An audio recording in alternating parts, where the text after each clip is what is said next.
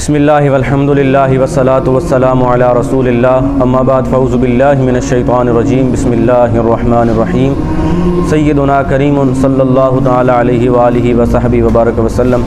رب اشرح لی صدری ویسر لی امری واحلل عقدۃ من لسانی یفقہوا قولی۔ معزز ناظرین و سامعین برادران اسلام، ایک مختصر پیغام کے ساتھ آپ کی خدمت میں حاضر ہوں۔ جیسا کہ آپ حضرات جانتے ہیں کہ ماہ صیام اپنے اختتام کی طرف رواں دواں ہے۔ پہلا عشرہ اس کا گزر چکا ہے اور دوسرا عشرہ اس کے اختتامی ایام چل رہے ہیں۔ ان عشروں کے متعلق حضور سید عالم رحمت کونین صلی اللہ تعالی علیہ وآلہ وسلم کا واضح فرمان موجود ہے۔ میرے آقا ارشاد فرماتے ہیں کہ اس کا پہلا عشرہ رحمت، دوسرا عشرہ مغفرت اور تیسرا جہنم سے آزادی کا ہے۔ اللہ رب العالمین کی بارگاہ میں دعا ہے کہ اللہ تعالی ہمیں اپنی رحمتوں سے بھی مالا مال فرمائے، بخشش و مغفرت بھی نصیب فرمائے اور جہنم سے آزادی بھی نصیب فرمائے۔ برادران اسلام، اللہ رب العالمین کی رحمتوں کا، اللہ رب العالمین کی کرم نوازیوں کا، اللہ رب العالمین کے فضل کا کوئی اندازہ نہیں لگایا جا سکتا، مگر ماہ صیام میں اللہ تعالیٰ ایک خاص اپنی رحمت کا اظہار فرماتا ہے، خاص اپنے فضل کا اظہار فرماتا ہے۔ اور ماہ رمضان میں ہر لمحہ، ہر گھڑی، ہر ساتھ اللہ رب العالمین اپنی رحمتوں کا اور اپنے فضل کا اظہار فرماتا ہے۔ مفتی احمد یار خان نعیمی رحمۃ اللہ تعالیٰ علیہ، آپ نے خوبصورت بات لکھی۔ آپ فرماتے ہیں کہ کچھ مخصوص ایام ہوتے ہیں، مخصوص راتیں ہوتی ہیں جن میں اللہ تعالیٰ اپنی خصوصی رحمت کا اظہار فرماتا ہے۔ مثال کے طور پہ شب برات آتی ہے تو اس مخصوص رات میں اللہ تعالیٰ اپنی رحمت کا اظہار فرماتا ہے۔ اسی طریقے سے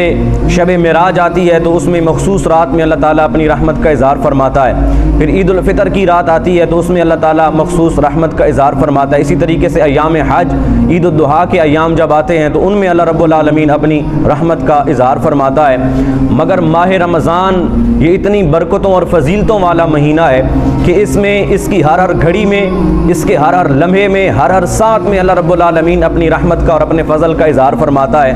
آپ جب صبح سحری کے لیے اٹھتے ہیں تو سحری کے لیے اٹھنا بھی عبادت ہے، پھر سحری کھاتے ہیں، سحری کھانا بھی عبادت ہے۔ سحری کھانے کے بعد آپ صبح کی نماز کی تیاری پکڑتے ہیں، پھر نماز ادا کرتے ہیں تو وہ بھی عبادت ہے۔ پھر اس کے بعد جب آپ سارا دن گزار کے، بھوک اور پیاس برداشت کر کے جب آپ افطاری کے لیے دسترخوان سجاتے ہیں تو افطاری کا انتظار کرنا بھی عبادت، پھر دسترخوان پہ بیٹھنا بھی عبادت، پھر دعا مانگنا بھی عبادت، اور اس کے بعد افطاری کرنا بھی عبادت، پھر افطاری کے بعد مغرب کی نماز ادا کرنا، پھر نماز تراویح اور نماز عشاء کا انتظار کرنا، یہ بھی عبادت، اور پھر نماز عشاء اور نماز تراویح ادا کرنے کے بعد صبح کی نماز کے لیے اور بالخصوص سحری کے لیے، سحری کے انتظار میں سو جانا، یہ بھی اللہ رب العالمین کی طرف سے عبادت کا درجہ قرار دیا جاتا ہے۔ تو ان ماہ رمضان میں اللہ تعالیٰ خصوصی اپنی رحمتوں کا اظہار فرماتا ہے، تو ہمیں یہ چاہیے کہ ہم کثرت سے اللہ رب العالمین کی بارگاہ میں رجوع کرتے ہوئے اس کی رحمت کا اور اس کے فضل کا سوال کریں۔ حضور نبی رحمت صلی اللہ تعالیٰ علیہ وسلم نے ارشاد فرمایا، اگر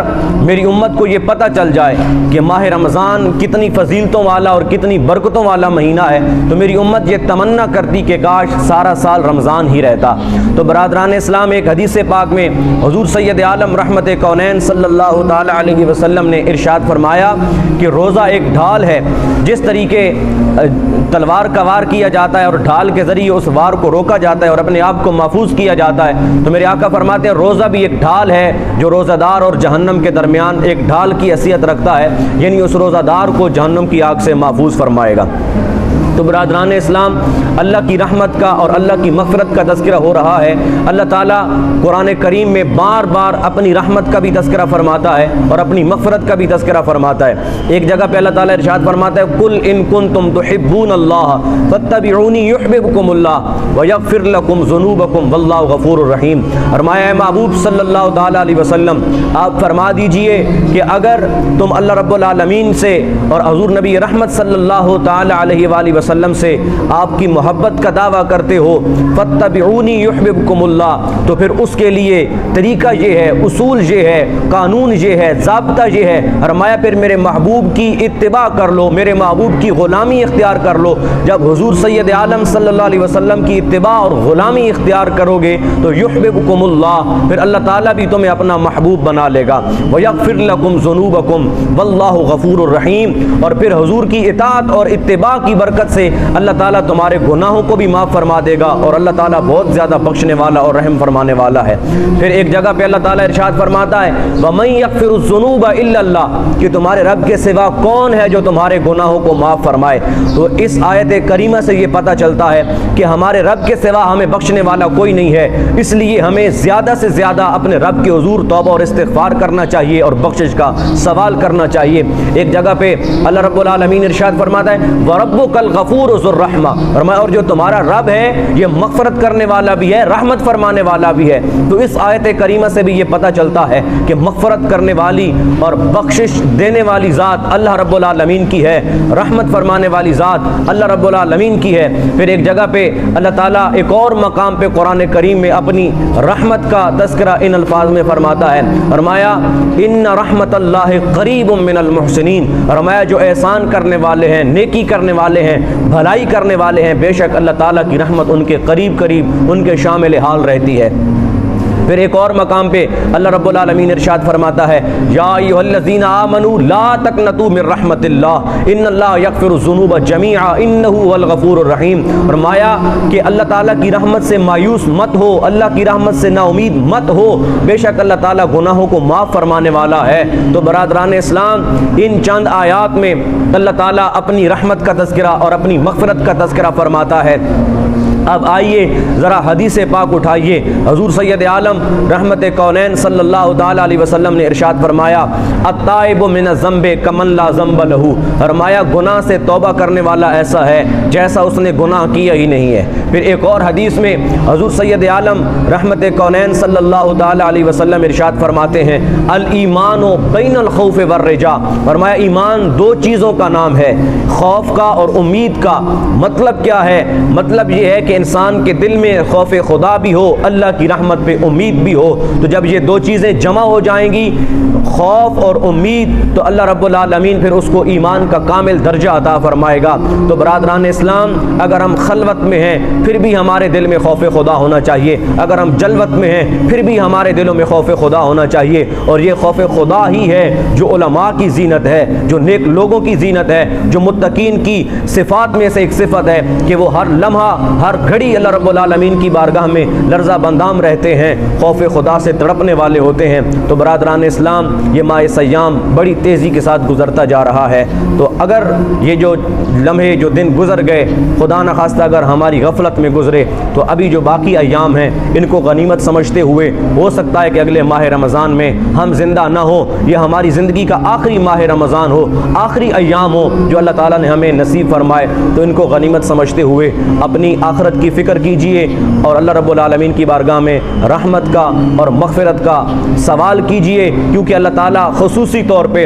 ماہ رمضان میں آسمان دنیا پہ جلوہ گر ہو کے اعلان کیا جاتا ہے کوئی سوال کرنے والا سوال کرے میں اس کو عطا فرماؤں گا، ہے کوئی مجھ سے رزق مانگنے والا وہ مجھ سے رزق مانگے میں اسے رزق عطا کروں گا، ہے کوئی مجھ سے مغفرت کا سوال کرنے والا وہ مجھ سے مغفرت طلب کرے میں اسے مغفرت عطا فرماؤں گا، ہے کوئی دعا کرنے والا وہ دعا کرے اور اس کی میں دعاؤں کو قبول فرماؤں گا۔ برادران اسلام، یہ دن گزرتے جا رہے ہیں، ان کو غنیمت سمجھتے ہوئے اپنے لیے اور حضور نبی رحمت صلی اللہ علیہ وسلم کی ساری امت کے لیے دعا کیجئے اور اللہ کی بارگاہ میں رحمت کا اور اس کے فضل کا سوال کیجئے۔ برادران اسلام، ماہ سیام کے آخری 10 دنوں میں اعتکاف کیا جاتا ہے، اور اعتکاف کی فضیلت یہ ہے کہ سب سے بڑی فضیلت تو یہ ہے کہ حضور سید عالم صلی اللہ تعالیٰ علیہ وسلم نے اعتکاف فرمایا۔ ایک روایت میں آتا ہے کہ حضور نے ماہ رمضان میں پورے مہینے کا اعتکاف فرمایا، پھر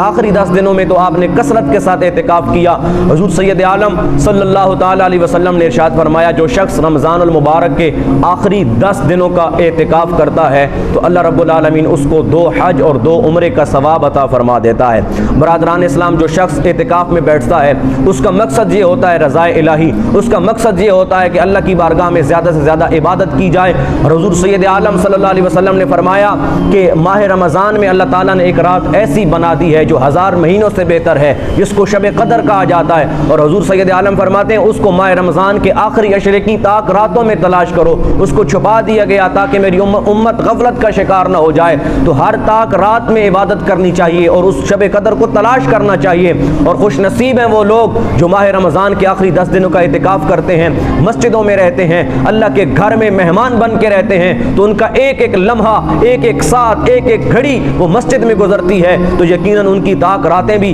وہ مسجد میں گزرتی ہیں۔ تو کوئی بھی تاک رات شب قدر ہو سکتی ہے، تو جو خوش نصیب اعتکاف کے لیے مسجدوں میں بیٹھتے ہیں تو ان کی وہ شب قدر ضائع نہیں ہوتی، وہ اللہ کے گھر میں رہ کے اللہ کی عبادت کر کے اس شب قدر کی رات کی فضیلت کو بھی اپنے نام کر لیتے ہیں۔